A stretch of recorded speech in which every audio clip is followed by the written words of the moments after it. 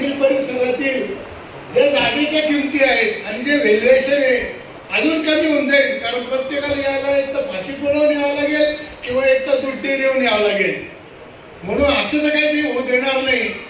कारण पाचवे जो झाला तो कैलासवासी उत्तमराव पवार उत्तमराव पाटील असताना त्यावेळेला आम्ही रस्ता रोखून पाचवे केलेला होता. मी त्यावेळेला नगरसेवक होतो.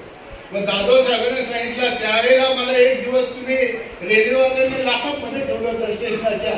मी आता एक दिवस ते एक महिना येईल, परंतु हा पाचवी जर तुटत असेल तर आम्हाला इथून रस्ता दिला पाहिजे. कारण या मिल परिसराची जवळजवळ 40 ते 50 हजार लोकसंख्या आहे. आणि मग जाधव साहेबांनी आणि आम्ही आणि त्यावेळेच्या आमच्या राजकारणातील लोकांनी सर्वांनी शिष्टमंडळ घेऊन आज एक मोठा प्रचंड 9 मीटरचा कैलासवासी तुळशीराम दादा नवले हा जो रस्ता झाला आहे आणि हे जे कानात माहिती दिली त्याच्यामुळे आज तिकडचे रेट जे आहे ना जे 500 रुपये त्याचे 5000 झाले. त्यामुळे इतका आर्थिक फायदा देखील इकडच्या मिल परिसरातील नागरिकांना झाला. आणि ही गोष्ट साधी नाही.